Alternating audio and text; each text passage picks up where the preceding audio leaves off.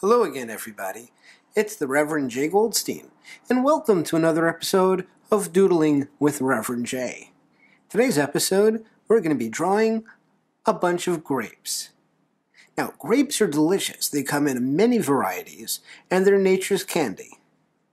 Unless you count raisins, which are made from grapes. So let's draw some. Now this is a pretty easy drawing. All we're going to be doing is making a pattern and repeating it in a bunch shape. So starting from the top, let's start by drawing a grape. Now grapes are round-ish. Trust me, nothing I draw will ever be exactly round, so don't worry, I don't expect anything of yours to be that way either. But a little heavier on the bottom, a little wider towards the bottom than it is on the top. Then draw another one right next to it. But not the full one, just one that's kind of overlapped by the middle one. Do the same on the other side. And then repeat a little bit lower, starting again from the middle, or off the center of the middle, however you want to do it. Then work off to the sides, making these kind of grape shapes. Grape shapes. Then do the same thing to the right. Remember, we're always working off of the middle. So we start off a grape in the middle like that. And then we draw them to the right and we draw them to the left. Now at this point, you're going to want to have gone about as wide as you're going to go after about 3 rows like that. And start getting narrower and narrower till you're down to 1 grape, as bunches of grapes are traditionally drawn. So let's continue. Now because I used a green pen, these are green grapes. If you use a purple pen or a black pen, some sort of a pencil, oops, start from the center. Don't get lazy, like I almost did. That's what happens. And grapes are all different sizes. Don't worry if they're not completely even. I've forgotten what I was talking about, which is probably for the best.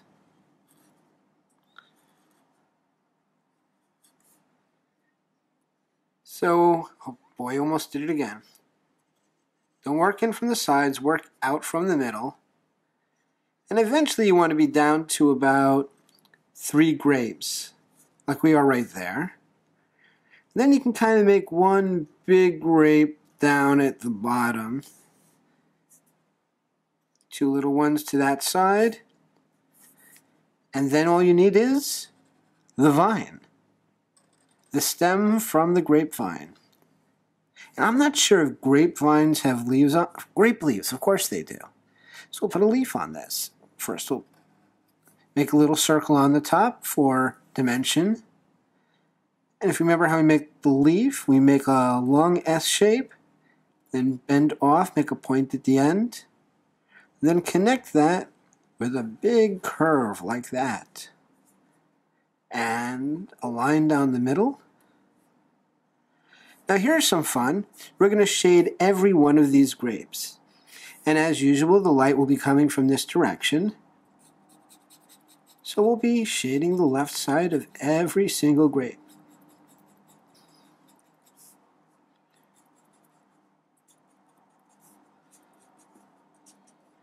And some of the grapes at the bottom on the left can even be completely colored in. So they would be completely shadowed from the light.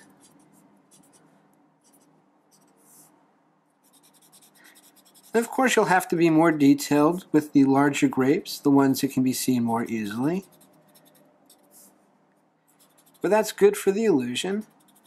Like I said before, you want to have more detail in the area that you have the audience looking the most at. And you notice I'm not working from the center here. The outlines have already been made.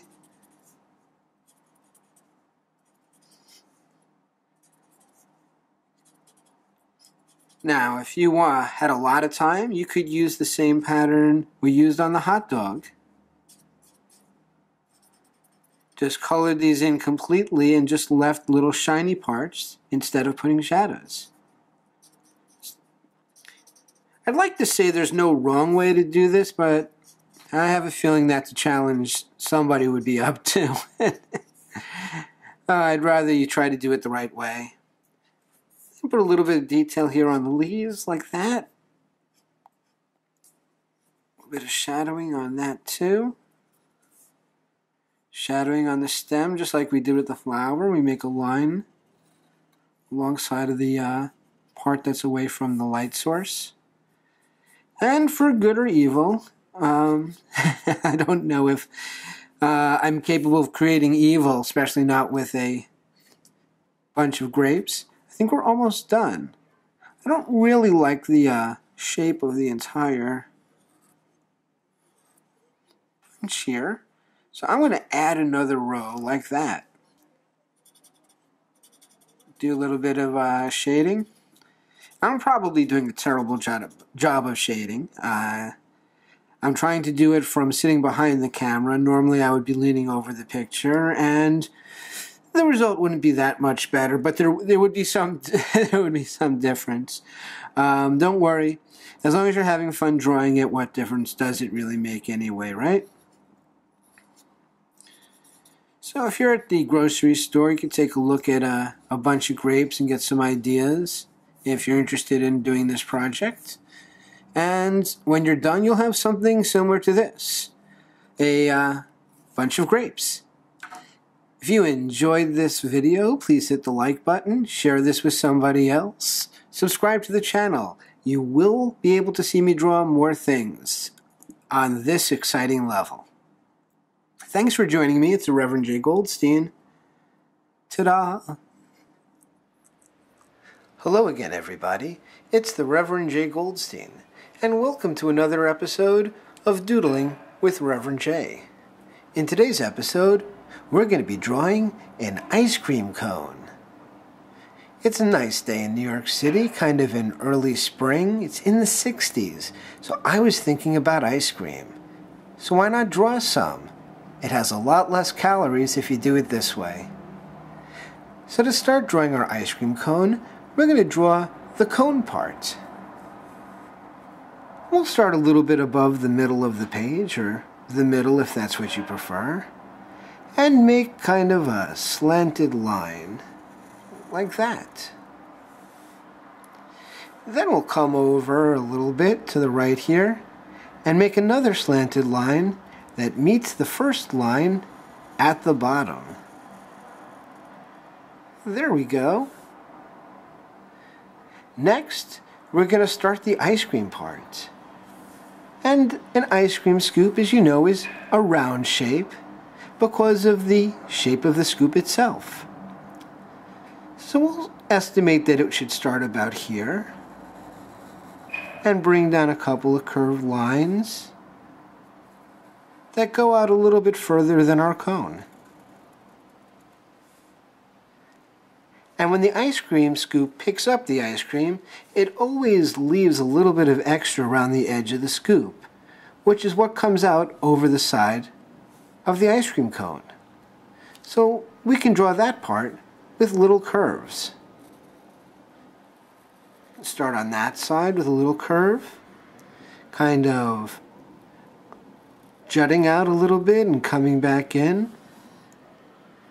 And you can repeat that pattern.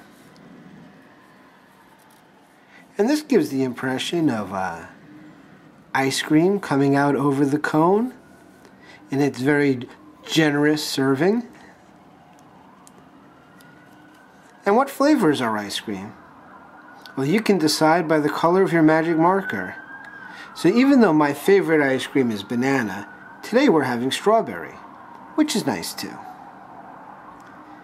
And I'm going to just indicate the color by creating shading using the color of the flavor.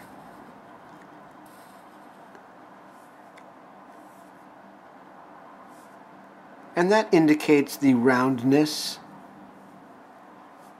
of the scoop. And you can shade all of the dripping parts too. Next, we're going to put the texture on the ice cream cone. And this is one of those sugar cones. And the way the pattern is on this is little triangles. And they can be created by making lines.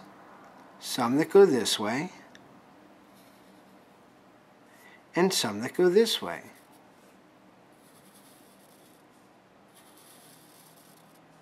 And we're going to repeat this pattern over and over across the entire cone.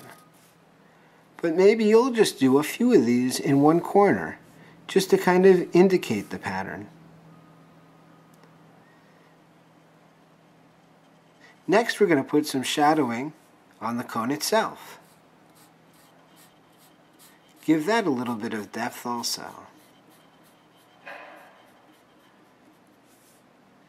And there you are.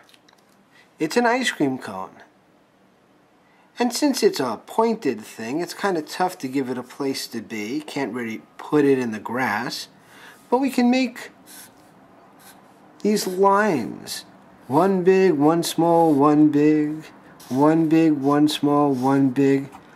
And kind of, earthquake, and kind of give it the context of excitement. As if the ice cream cone itself was just bursting with excitement. I guess for some people it does. And that's it. This is our ice cream cone. I hope you enjoyed this video. If you did, please hit the like button. Share this video with somebody you like. Hit the subscribe button. I'll be drawing plenty of more things with you in the future. Until next time, it's the Reverend J. Goldstein. Ta-da! I'm hungry.